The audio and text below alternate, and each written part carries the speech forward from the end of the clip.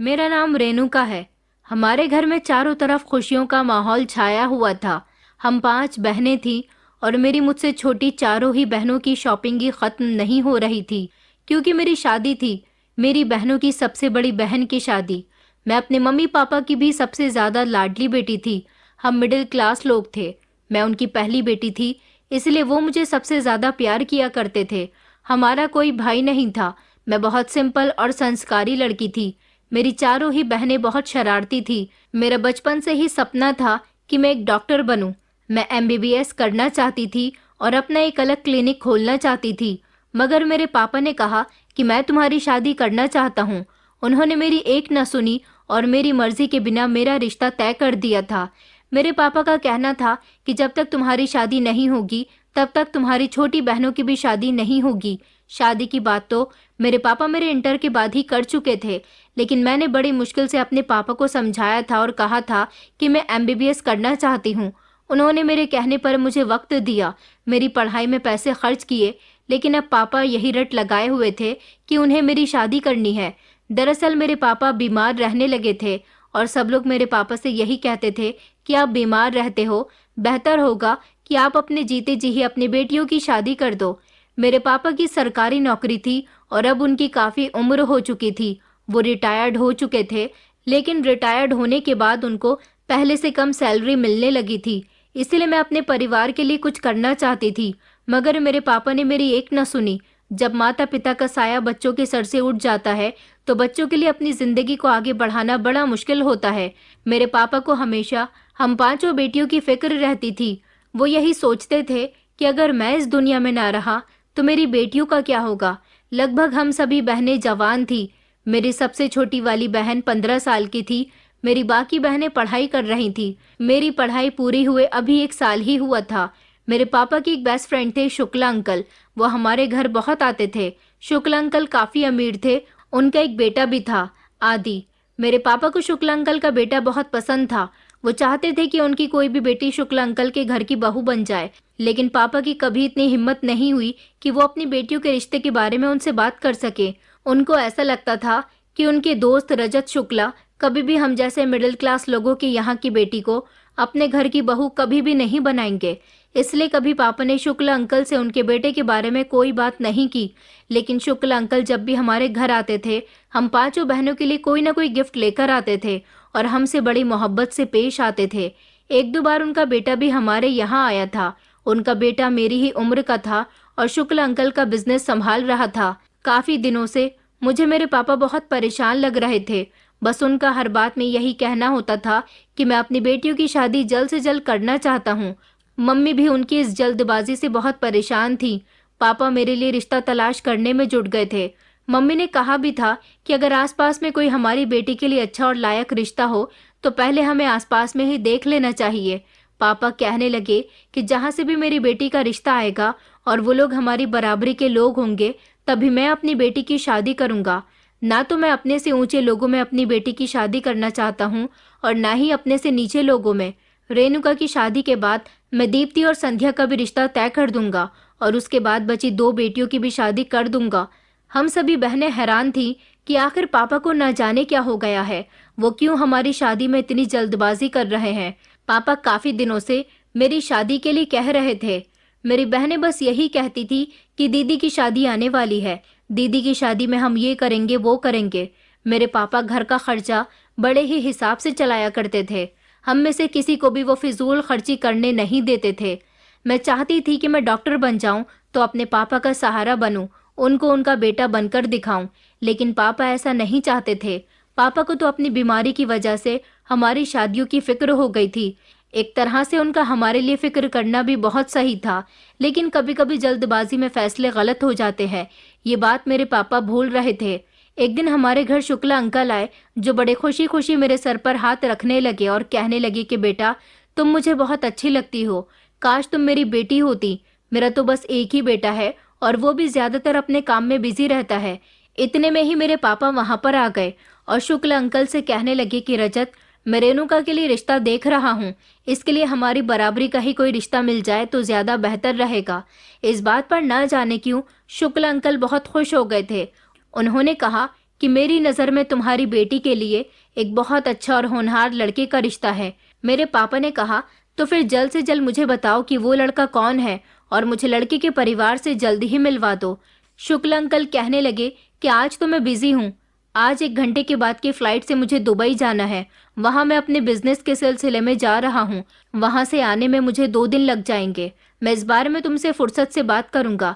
जैसे ही मैं वहाँ से आ जाऊंगा मैं तुम्हें बता दूंगा कि मैं किस लड़के के बारे में बात कर रहा हूँ। अच्छा, अब मैं चलता हूँ, मुझे देर हो रही है। यहाँ से गुजर रहा था तो सोचा कि तुम लोगों से मिलने चलूं। मैंने कहा, अंकल आप ऐसे नहीं जा सकते। मैंने जल्दी से अपनी छोटी बहन संध्या को आवाज लगाई और कहा कि जल्दी से चूल्हे पर चाय चढ़ाओ। मेरी मम्मी ने भी कहा कि अरे रजत भाई साहब, कहाँ जा रहे हो, नाश्ता पानी करके जाना। मगर शुक्ला अंकल कहने लगे कि नहीं भाभी, मुझे देर हो रही है, अब तो मैं 2-3 दिन बाद ही यहाँ आऊंगा। वो बहुत खुश लग रहे थे और उसके बाद वो हमारे घर से चले गए। मैं अपनी आंखों में हमेशा डॉक्टर बनने के सपने देखती थी। अब मुझे अपने सपनों को भूलकर अपने हाथों पर मेहंदी रचानी थी। मेरी सारी ही बहनें खुश हो रही थी कि दीदी बस जल्दी से आपके लिए कोई अच्छा सा रिश्ता आ जाए, फिर तो हमारे भी जीजू होंगे। मैं तो अपनी बहनों की इस छेड़खानी से बहुत तंग आ गई थी। अगले ही दिन हमारे घर एक रिश्ता आया। लड़की के पिता का नाम विकास शर्मा और लड़के का नाम श्लोक शर्मा और उसकी माँ का नाम दीप्ति शर्मा था।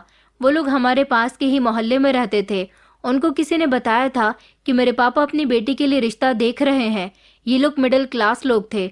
उनकी एक बेटी भी थी और उन्होंने मेरे घर आकर मेरे मम्मी पापा से कहा कि हम आपकी बेटी को देखने के लिए आए हैं। हमने सुना है कि आप अपनी बेटी की शादी करना चाहते हो। पापा कहने लगे कि जी बहन जी। जब लड़के के पिता ने अपना इंट्रोडक्शन दिया तो मेरे पापा पहचान गए थे कि वो हमारे पड़ोस के मोहल्ले से आए हैं, क्योंकि मेरे पापा की जान पहचान इस शहर में काफ़ी सारे लोगों से थी। मम्मी मेरे कमरे में आई और कहने लगी कि बेटा जल्दी से तैयार हो जाओ, आज तुम्हें लड़के वाले देखने के लिए आए हैं। मैं जल्दी से तैयार हो गई थी, हल्का फुल्का मेकअप कर लिया था और किचन में जाकर चाय बनाने लगी। चाय की ट्रे लेकर मैं गेस्ट रूम तक पहुंची थी। मैं जब लड़के के माता पिता के सामने जाकर बैठी तो लड़के की माँ ने तारीफों के पुल बांधने शुरू कर दिए थे। वो कहने लगी कि आपकी बेटी तो बहुत सुंदर है, हमें आपकी बेटी पहली नज़र में ही पसंद आ गई। अब एक बार आप लोग हमारे घर आकर हमारे बेटे से भी मिल लें तो हमें बहुत अच्छा लगेगा। मेरे मम्मी पापा ने कहा था कि जी जी क्यों नहीं, हम अगले हफ्ते आप लोगों के घर आएंगे। लड़के के पिता ने कहा, अरे आपको अगले हफ्ते आने की क्या ज़रूरत है, बल्कि आप तो कल ही हमारे घर आ जाइए, क्योंकि कल संडे है और हमारे बेटे के ऑफिस की छुट्टी होगी। दरअसल हमारे बेटे श्लोक की संडे में ही छुट्टी होती है, कल वो भी आपसे मिल लेगा। मम्मी पापा ने उनसे कहा था कि अच्छा ठीक है, कल हम आपके यहाँ आ जाएंगे। वो लोग अपना एड्रेस और कॉन्टैक्ट नंबर देकर चले गए थे। उनकी तरफ से तो मैं उनको पसंद आ गई थी। अब मेरे मम्मी पापा को देखना था कि उन्हें लड़का पसंद आता है या नहीं। मैं अपनी बहनों के साथ घर में अकेली थी। अगले दिन मेरे मम्मी पापा लड़के से मिलने और उसके घर बार को देखने के लिए चले गए थे। मेरी सबसे छोटी वाली बहन कीर्ति मम्मी पापा के साथ जाना चाहती थी, मगर मम्मी ने उसे साथ ले जाने से मना कर दिया। 3 घंटे बाद जब मम्मी पापा वहां से वापस आए तो वो बहुत खुश नजर आ रहे थे। मेरी सभी बहनें उनके इर्द गिर्द खड़ी हो गईं और पूछने लगी कि आपको लड़का कैसा लगा, आप लोग होने वाले जीजू की फोटो लेकर आए हैं या नहीं। पापा ने कहा कि हाँ बेटा, फोटो लेकर आए हैं। पापा ने इतनी ही देर में जेब से मोबाइल निकालकर मेरी बहनों के हाथ में दे दिया। वो आपस में लड़ने लगी कि पहले मैं देखूंगी, पहले मैं देखूंगी। इस तरह का शोर घर में गूंज उठा था। पापा ने कहा कि अच्छा एक एक करके फोटो देख लो, शोर मत करो। मैं तो एक तरफ खड़ी हुई थी और इन सब लोगों को हंगामा करते हुए देख रही थी। मम्मी पापा आपस में बातें कर रहे थे। मम्मी कह रही थी कि लड़का तो बहुत ही सुंदर है और उनका घर भी कितना अच्छा है। पापा कहने लगे कि हाँ, हमारी बेटी के तो भाग जाग गए, जो इतना अच्छा रिश्ता खुद हमारे घर चलकर आया है। उनको तो हमारी बेटी पसंद है। फोटो देखकर मेरी सभी बहनें कहने लगी, पापा लड़का बहुत अच्छा है, आपने इस रिश्ते के लिए हाँ कर दी या नहीं। पापा कहने लगे कि हाँ बेटा, लड़की की जॉब भी बहुत अच्छी है और वो सिर्फ 2 भाई बहन है। घर हमारे घर से भी बड़ा है और लड़का देखने में भी बहुत अच्छा है। मुझे तो सारी बातें परफेक्ट लगी। हमारी रेणुका वहाँ बहुत खुश रहेगी। पापा ने मुझे अपने पास बैठने के लिए बुलाया। मम्मी ने मेरे हाथ सहलाए और कहने लगी कि बेटा तुम भी एक बार फोटो देख लो और हमें बता दो कि तुम्हें इस रिश्ते से कोई एतराज तो नहीं है। मैंने फोटो तो नहीं देखा था, मगर मम्मी पापा से कह दिया था कि जैसा आप लोग मेरे लिए बेहतर समझें। मेरी इस बात पर मम्मी पापा खुश हुए थे। मेरी बहनों ने मुझे लड़के का फोटो लाकर दिखा दिया था। लड़का मुझे भी पसंद आया था। इस तरह मेरा रिश्ता श्लोक के साथ पक्का हो गया था। 2-3 दिन के बाद शुक्ल अंकल अपनी पत्नी के साथ इस बार हमारे घर आए थे। ऐसा पहली बार हुआ था, क्योंकि उनकी पत्नी एक अमीर औरत थी जो हमारे यहाँ बिना किसी फंक्शन के नहीं आती थी। शुक्ल अंकल ही ज्यादातर हमारे घर अकेले आ जाया करते थे। इस बार उनकी पत्नी को इस तरह हम अपने घर आते हुए देखकर हैरान रह गए थे। सब लोग गेस्ट रूम में बैठे हुए थे। मैं और मेरी बहन संध्या किचन में नाश्ता बना रहे थे। संध्या कहने लगी कि दीदी, आज बड़ी हैरानी की बात है ना कि शुक्ला अंकल और आलेखा आंटी एक साथ हमारे यहाँ चाय पर आए हैं, वरना आलेखा आंटी तो हमारे घर तभी आती है जब हम उन्हें किसी फंक्शन में इनवाइट करते हैं। मैंने कहा, हाँ, उनका इस तरह से आना मुझे भी कुछ अजीब लग रहा है। शायद वो पापा की तबीयत देखने के लिए आई होंगी। मैं और संध्या गेस्ट रूम में नाश्ते की ट्रे लेकर पहुंच गए थे। हम दोनों ने नाश्ता लगा दिया था। आलेखा आंटी मुझे देखकर कहने लगी कि बेटा रेणुका, तुम कैसी हो? मैंने कहा कि आंटी मैं बहुत अच्छी हूँ। इतनी ही देर में मेरी मम्मी ने कहा कि भाभी जी, आप यहाँ आई, हमें बहुत अच्छा लगा। उन्होंने कहा कि जी, आज तो मुझे यहाँ आना ही था। शुक्ला अंकल भी इस बात पर मुस्कुरा रहे थे।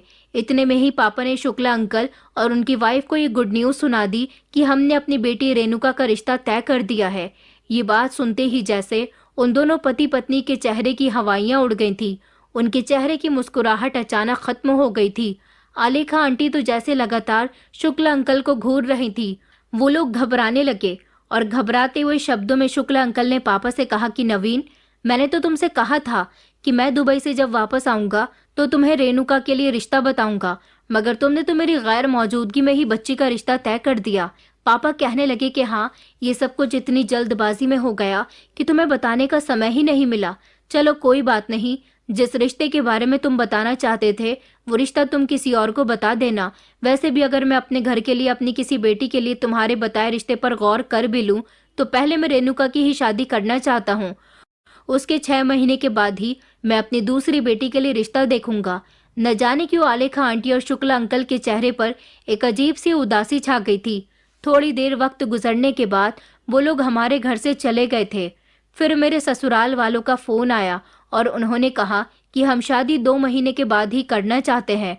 पापा को इस बात से कोई प्रॉब्लम नहीं थी, क्योंकि पापा तो चाहते ही यही थे और इस तरह मेरी शादी का दिन आ गया था। घर में चहल पहल थी। मैं लाल रंग के जोड़े में बहुत सुंदर लग रही थी। मेरे हाथों की मेहंदी खूब खिलकर आई थी। मैंने अपने हाथों पर श्लोक का नाम लिखवाया था। अब मैं श्लोक के लिए सपने देखने लगी थी। रिश्ता लगने के बाद श्लोक और मेरी ज्यादा बातचीत तो नहीं हुई थी। हाँ, मगर 2 बार हम दोनों ने एक दूसरे से बात की थी, जब मेरी बहनों ने जबरदस्ती मेरी बात श्लोक से करवा दी थी। वो भी मुझसे बात करने में बहुत शर्मा रहे थे। मेरे पापा ने मेरी शादी में अपने बजट के मुताबिक खर्च किया था और दहेज का भी इंतजाम कर दिया था। वैसे तो मेरे ससुराल वालों की कोई डिमांड नहीं थी, लेकिन फिर भी मेरे पापा ने अपने हिसाब से मेरे लिए जो कुछ हो सकता था वो सब किया था। जो कोई भी मेरे कमरे में आता मेरी सुंदरता की तारीफ कर रहा था। मैं बहुत खुश थी और साथ ही साथ दिल में एक अजीब तरह का दुख भी था, अपनी बहनों और अपने माता पिता से बिछड़ने का। मगर फिर मैंने सोचा कि श्लोक बहुत अच्छे हैं, उनके साथ मेरी जिंदगी अच्छी गुजरेगी। मेरे माता पिता को भी कुछ ऐसी ही उम्मीद थी। मेरे दिल में एक अजीब सी बेचैनी थी, डर भी लग रहा था, क्योंकि मेरी बारात आने वाली थी और खुशी भी हो रही थी कि मैं अपने जिस दूल्हे के लिए तैयार हुई हूँ वो बारात लेकर मेरे द्वार पर आने ही वाला होगा। थोड़ी ही देर गुजरी कि चारों तरफ शोर मचने लगा कि बारात आ गई, बारात आ गई। बड़ी ही धूमधाम के साथ श्लोक अपने घर वालों के साथ और बारातियों के साथ बारात लेकर आए थे। मैं भी खिड़की से देख रही थी। वो दुल्हा बने हुए बहुत अच्छे लग रहे थे। उन्होंने सफेद रंग की शेरवानी पहनी हुई थी जिसमें वो बहुत अच्छे लग रहे थे। मेरी सारी ही सहेलियों और मेरी बहनें बारात का स्वागत करने के लिए कमरे से निकलकर चली गई थी और मैं कमरे में अकेली रह गई थी। मैं सोच रही थी कि कब मुझे बुलाया जाए और मैं अपने पति के साथ मंडप में बैठूं, लेकिन काफी देर हो गई थी, अभी तक मुझे मंडप के लिए कोई बुला ही नहीं रहा था। कुछ देर गुजरी तो मेरी बहन कमरे के अंदर आई और मेरे बराबर में आकर बैठ गई। मैंने कहा, क्या हुआ? उसका चेहरा उदास था। मैं उससे बार बार पूछ रही थी कि क्या हुआ है, लेकिन वो मुझे कुछ भी नहीं बता रही थी।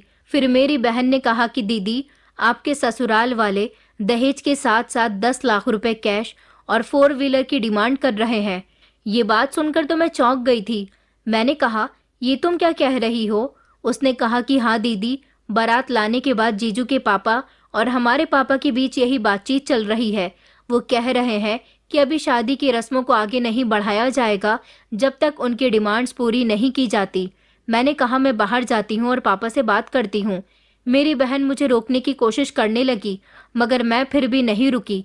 मैंने उसी समय अपना लहंगा उठाया और मैं पापा से बात करने के लिए जैसे ही कमरे से बाहर निकली तो मुझे पापा की आवाज़ आई, देखिए समधी जी, मैं आपसे रिक्वेस्ट करता हूँ, थोड़ा समझने की कोशिश कीजिए। इतनी जल्दी हम गाड़ी का इंतज़ाम और 10 लाख रुपए का इंतज़ाम कहाँ से करेंगे?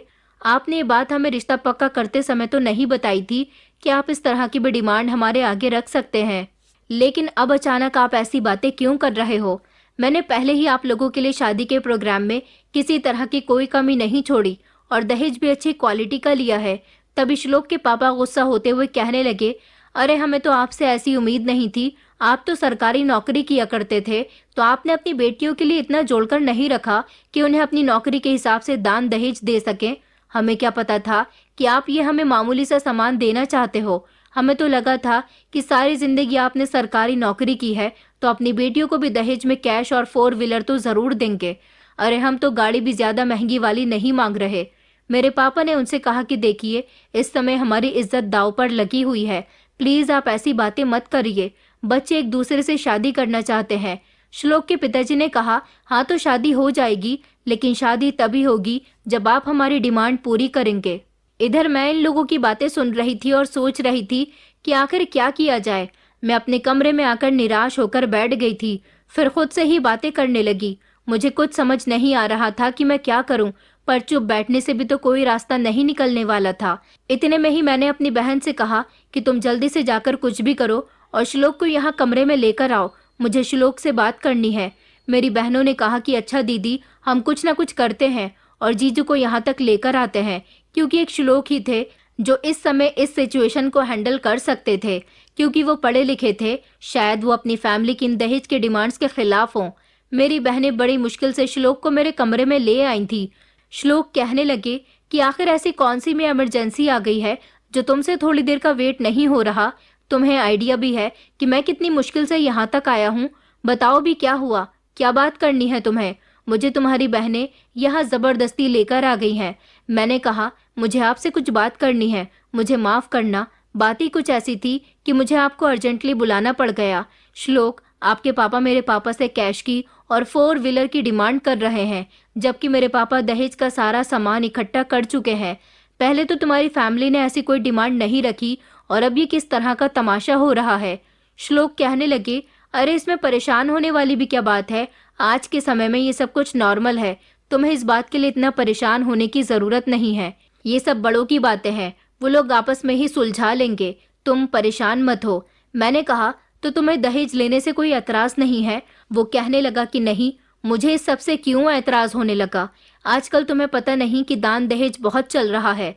न देने वाले को एतराज है और न ही लेने वाले को। मैंने कहा, अगर देने वाले के पास देने के लिए बेटी के अलावा कुछ न हो तो? मेरी आंखों में एक अजीब सा गुस्सा था। श्लोक कहने लगा, अरे बाबा, तुम नाराज क्यों हो रही हो? रेणुका, मेरे पापा ने तो सिर्फ 4 व्हीलर और कैश की डिमांड की है, लेकिन तुम्हें पता है कि गवर्नमेंट जॉब करने वाले पिता अपनी बेटियों को कैश भी ढेर सारा देते हैं और गाड़ी भी महंगी वाली देते हैं और बहुत सारा जेवर भी देते हैं। श्लोक की बात सुनकर मैं हैरान रह गई थी। मेरी श्लोक से पहली मुलाकात थी और वो मुझसे इस तरह की बातें कर रहा था। मैंने कहा कि श्लोक, मैं ऐसी कंडीशन में शादी नहीं करना चाहती जहां मेरे पापा को दहेज के लिए मजबूर किया जाए। मेरी इस बात पर अचानक श्लोक घबरा गए और कहने लगे कि पागल लड़की, ये तुम क्या कह रही हो? हम दोनों का रिश्ता खत्म करना चाहती हो? अरे मैं पापा को अभी जाकर समझाता हूँ कि वो इस बात को यहीं खत्म कर दें। तुम परेशान मत हो, अब तो तुम खुश हो ना? अच्छा, मैं जा रहा हूँ, सब लोग मुझे ही ढूंढ रहे होंगे कि ना जाने दुल्हा कहाँ चला गया। मैंने धीमी सी मुस्कान अपने होठों पर सजाई। ये सब कुछ मेरी बहन भी सुन रही थी। बाकी की बहनें मेरी बारात के स्वागत में लगी हुई थी। श्लोक वहां से जा चुके थे। मुझे तसल्ली हुई थी कि अब सब कुछ ठीक हो जाएगा। इधर मैं अपने पापा की इज्जत के बारे में सोच रही थी और सोच रही थी कि अब ना जाने नीचे क्या हो रहा होगा। इतनी ही देर में मेरी छोटी वाली बहन मेरे पास आई और कहने लगी कि दीदी, अब सब कुछ ठीक हो गया, थोड़ी ही देर में आपको नीचे बुलाया जाएगा। मैंने सुकून का सांस लिया। कुछ समय बाद वरमाला के लिए मेरी सहेलियां मुझे लेने के लिए आ गई थी। श्लोक ने मेरे लिए जो कुछ भी किया था, उससे मेरे दिल में श्लोक के लिए इज्जत बढ़ गई थी। मुझे मंडप में बिठा दिया गया था, लेकिन श्लोक वहां पर मौजूद नहीं थे। सब लोग कहने लगे कि दूल्हा कहाँ गया। इतने में ही श्लोक आ गए थे और उन्हें मेरे बराबर में बिठा दिया गया। मेरे मम्मी पापा के चेहरे पर मुझे एक अजीब सी उदासी नजर आ रही थी। मेरी शादी में शुक्ला अंकल और उनकी फैमिली भी आई हुई थी। उन्होंने भी मुझे आशीर्वाद दिया था। मेरे पति के चेहरे पर सेहरा था। खुशी खुशी मेरे फेरे हो गए थे और शादी की सारी रस्में भी हो गई थी। शादी अच्छे से संपन्न हुई थी। हम लोग खड़े होकर सबका आशीर्वाद लेने लगे। इतने में ही श्लोक ने मेरा हाथ पकड़ लिया। श्लोक के पिता कहने लगे कि विदाई की रस्म अभी नहीं होगी। ये सुनकर वहां पर मौजूद सारे ही लोग शॉक्ड रह गए थे। मेरे पापा ने कहा कि समधी जी, ये आप क्या कह रहे हो, किसका इंतजार है। तभी श्लोक के पापा कहने लगे कि इंतजार तो किसी का नहीं है, बस आपकी बेटी हमारे घर नहीं जा सकती। आपने अभी तक हमारी डिमांड पूरी नहीं की है। अपने बेटे की बात मानकर हमने ये फैसला किया था कि हम पहले बच्चों की शादी होने देते हैं, उसके बाद ही कैश और 4 व्हीलर की बात करेंगे। अब शादी तो हो चुकी है, लेकिन इससे आगे अब और कोई रस्म नहीं होगी जब तक आप हमारी डिमांड पूरी नहीं कर देते। श्लोक के पापा की ये बात सुनकर मेरा दिल बैठ गया था। मेरे मम्मी पापा भी उनको हैरानी से देख रहे थे। पापा कहने लगे कि समधी जी, आप क्या कह रहे हो। अभी थोड़ी देर पहले तो आपने कहा था कि आपसे गलती हो गई, आपको गलतफहमी हो गई थी और आपने माफी मांगकर कहा था कि शादी की रस्मों को आगे बढ़ाया जाए, और अब आप बात को फिर से पलट रहे हो। श्लोक के पापा की बात सुनकर मेरी आंखों में आंसू आ गए थे। उन्होंने कहा कि हाँ, ये सब कुछ मैंने अपने बेटे के कहने पर किया, लेकिन अब आपकी बेटी हमारे घर तब तक नहीं जाएगी जब तक हमारी डिमांड पूरी नहीं हो जाती। मेरे पापा अपना दिल पकड़ने लगे। मम्मी और मेरी बहनें पापा को संभालने लगी। श्लोक ने अभी भी मजबूती से मेरा हाथ पकड़ा हुआ था। शुक्ला अंकल ने कहा कि ये क्या बदतमीजी है, एक पिता अपनी बेटी दे रहा है, ये तुम लोगों के लिए काफी नहीं है कि तुम्हें दहेज भी चाहिए। श्लोक के पापा ने शुक्ला अंकल से कहा, दहेज लेना कोई पाप नहीं है। अरे ये सब कुछ हम अपने लिए थोड़ी ना, इनकी ही बेटी के लिए तो मांग रहे हैं। शुक्ला अंकल कहने लगे कि शर्म आनी चाहिए तुम जैसे इंसान को इस तरह की बातें करते हुए। श्लोक के पापा को गुस्सा आ गया और उन्होंने कहा, क्या यहाँ हमारी इस तरह से बेइज्जती होगी। उन्होंने घूर कर श्लोक की तरफ देखा और श्लोक से कहा कि चलो बेटा, अब रेणुका तभी यहाँ से जाएगी जब ये अपने साथ हमारे घर हमारी मुंह मांगी रकम और 4 व्हीलर लेकर आएगी। उन्होंने फिर से अपने बेटे से कहा कि चलो बेटा श्लोक, तुम्हें मेरी आवाज नहीं आती।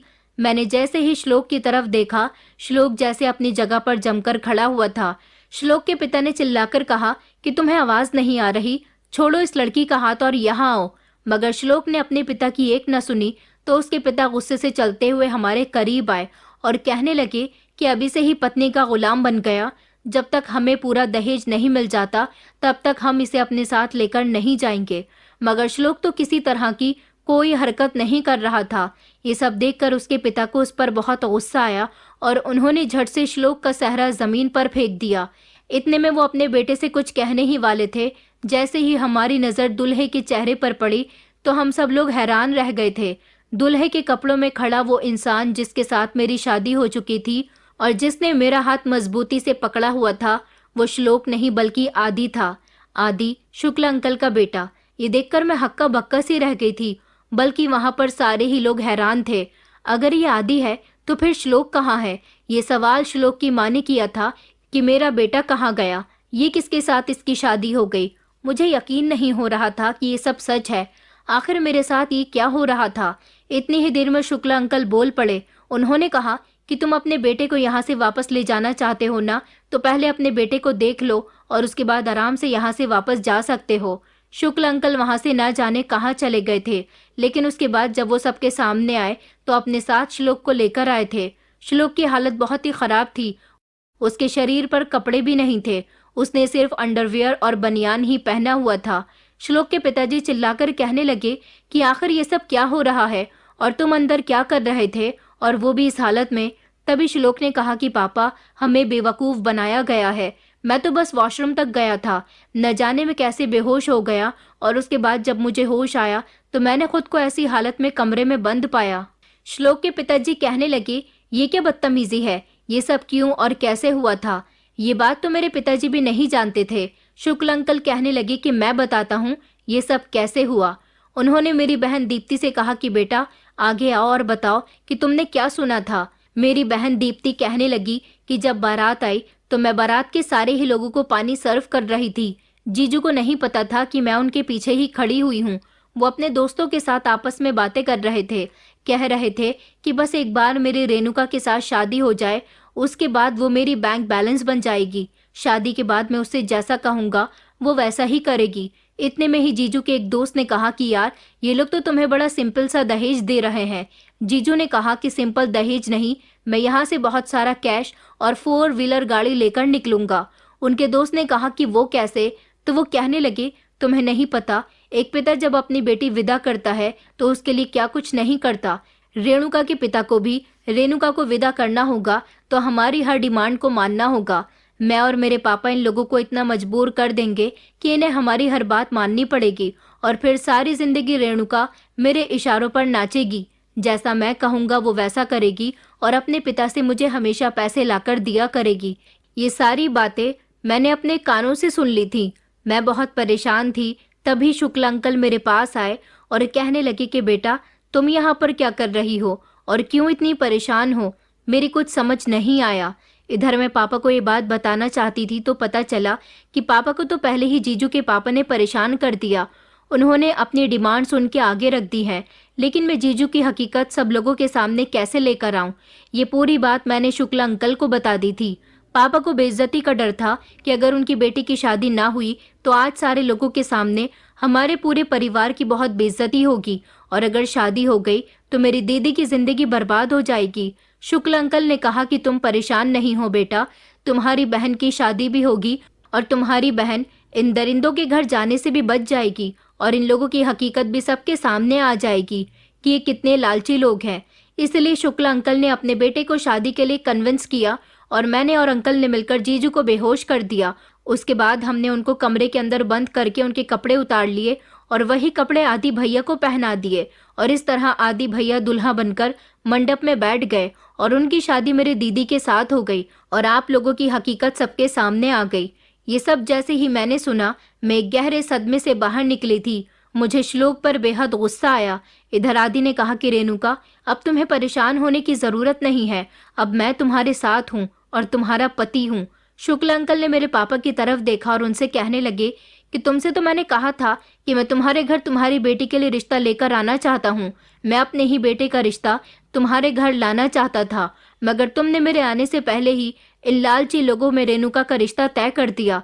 मैं चाहता था कि तुम्हारी कोई भी एक बेटी मेरे घर की बहू बन जाए, लेकिन सबसे ज्यादा ख्वाहिश मैंने रेणुका की ही की थी, मगर कभी मुझे तुमसे बात करने का सही समय नहीं मिला। मेरे मम्मी पापा रोते हुए और हाथ जोड़ते हुए शुक्ल अंकल के करीब आए और उनसे कहने लगे कि तुम्हारा बहुत बहुत शुक्रिया, आज तुमने मेरी बेटी की और मेरी इज्जत बचा ली। आलेखा आंटी कहने लगी, अरे भाई साहब, मैं उस दिन रेणुका का हाथ मांगने के लिए ही आपके घर आई थी। हमारा बेटा तो हमेशा हमारा कहना मानता है और हमें भी शुरू से ही आपकी बेटियां बहुत पसंद है। अभी ये सारी बातें हो ही रही थी, इतनी ही देर में श्लोक के पिताजी जोर से चिल्लाए और कहने लगे कि ये क्या हो रहा है? तुम लोगों ने हमें बेवकूफ बनाया। इसका मतलब तुम्हारी बेटी का इस लड़के के साथ पहले से ही अफेयर चल रहा था, फिर भी हमारा तमाशा करने के लिए यहाँ तुमने हमें बुलाया। यही बात श्लोक ने भी दोहराई थी। इतने में ही आदि बोल पड़ा और कहने लगा कि खबरदार, अगर किसी ने मेरी पत्नी के बारे में कोई भी बात कही तो मैं उसकी जान ले लूंगा, और तुम लोग अब यहाँ से जा सकते हो। अगर तुमने यहाँ रुकने में ज्यादा समय लगाया तो मैं पुलिस को फोन कर दूंगा। श्लोक और उसके परिवार वाले डर चुके थे, इसलिए वो जल्द से जल्द वहां से रफा दफा हो गए और इस तरह मेरी शादी आदि के साथ हो गई। मेरी बहन ने हिम्मत दिखाई थी, जिसकी वजह से आज श्लोक और उसके परिवार की सच्चाई सबके सामने आ गई। शायद मेरी उसके साथ शादी हो जाती तो वो लोग सारी जिंदगी मुझे दहेज के लिए प्रताड़ित करते रहते। इस शादी से मेरे घर वाले बहुत खुश थे। मैं विदा होकर अपनी ससुराल आ गई थी। आदि और उनके परिवार वाले मेरे साथ बहुत अच्छे थे। इस घर में मुझे बहुत खुश रखा जाता था। शुक्ल अंकल की वजह से मेरे पिता की इज्जत भी बच गई थी और हम लोग एक बड़े नुकसान से भी बच गए थे। ससुराल में मुझे इतना प्यार मिला कि मुझे अपने मायके की ज्यादा याद नहीं आती थी।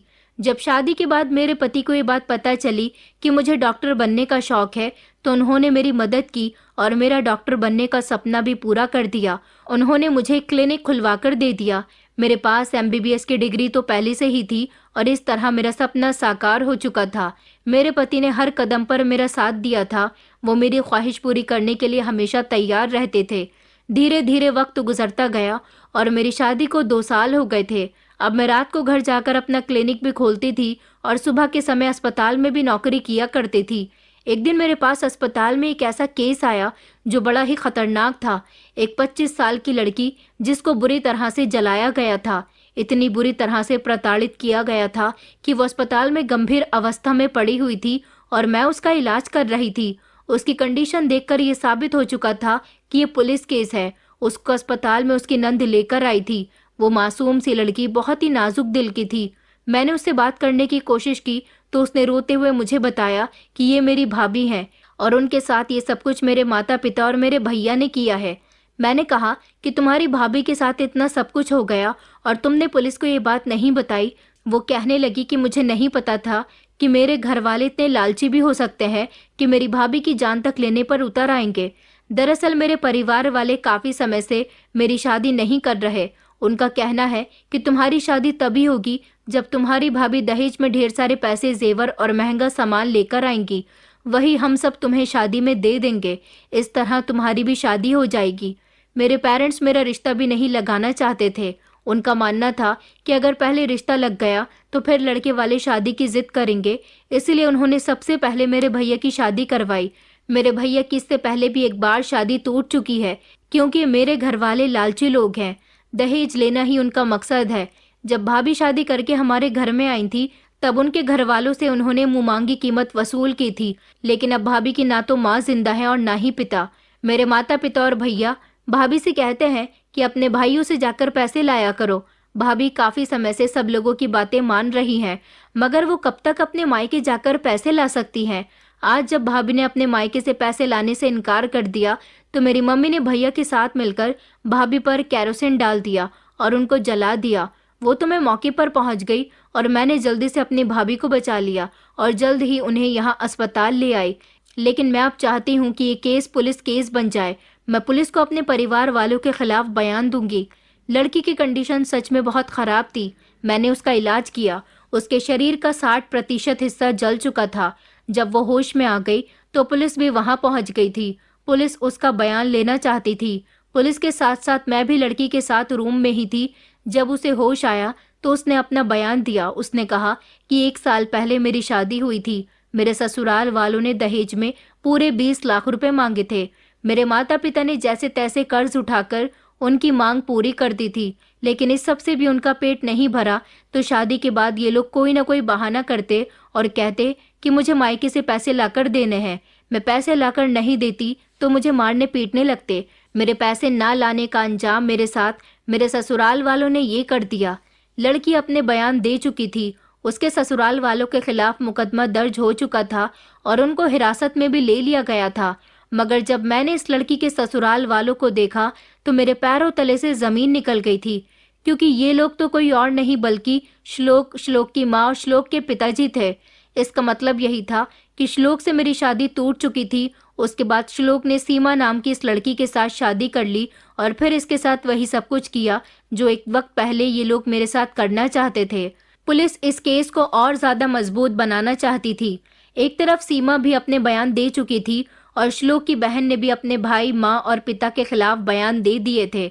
लेकिन अब मैं भी ऐसे लोगों के खिलाफ आवाज उठाना चाहती थी। इसलिए मैंने पुलिस को बता दिया कि 2 साल पहले इन लोगों ने मेरे घर आकर भी कुछ ऐसा ही हंगामा किया था और ये मुझे अपने घर की बहू बनाना चाहते थे। मगर इनकी डिमांड पूरी नहीं हुई तो इन्होंने बारात वापस ले जाने का इरादा कर लिया था। पुलिस को भी मैंने वो सब कुछ बता दिया था जो मेरे साथ 2 साल पहले हुआ था। सीमा का केस इतना ज्यादा मजबूत हो चुका था कि उन तीनों को हिरासत में ले लिया गया। वो लोग अपनी बेटी को भी बेटी नहीं समझते थे, अपनी बेटी को कहीं लेकर नहीं जाते थे, उसको घर में बंद करके रखते थे और हमेशा उसे यही तसल्ली दिया करते थे कि जब तुम्हारी भाभी आ जाएगी और वो जो दहेज लेकर आएगी वही दहेज तुम्हें दिया जाएगा। आखिर ऐसे घटिया लोग इस दुनिया में क्यों मौजूद हैं? ऐसे लोगों को जीने का कोई हक नहीं है जो ना तो अपनी बेटी को बेटी समझते हैं और ना ही दूसरे की बेटी को कुछ समझते हैं। ऐसे लोगों को तो कड़ी से कड़ी सजा होनी चाहिए। कानून ने इन लोगों को कड़ी सजा दी थी। सीमा के भाई और भाभी ने भी उसका बहुत साथ दिया था। वो लोग अपने साथ सीमा को वापस ले गए थे, लेकिन मैं सीमा की मदद करना चाहती थी। मैंने सीमा को ऑफर दिया कि वो मेरे अस्पताल में नर्स की नौकरी कर सकती है। सीमा का इलाज भी मैंने मुफ्त में किया था। मैं उसको आत्मनिर्भर बनाना चाहती थी। अपने ससुराल वालों की हिंसा सहते सहते वो काफी टूट चुकी थी, लेकिन मैंने उसको हिम्मत दी और आज वो मेरे अस्पताल में नौकरी कर रही है। श्लोक और उसके माता पिता जेल में अपनी सजा भुगत रहे हैं और अपने किए पर पछता रहे हैं। दोस्तों, उम्मीद करती हूँ आपको हमारी कहानी पसंद आई होगी। कहानी पसंद आई है तो वीडियो को लाइक करें, चैनल पर नए हैं तो चैनल को सब्सक्राइब करें और हाँ, नोटिफिकेशन बेल को जरूर दबाएं ताकि अगली अपडेट सबसे पहले आपको मिले।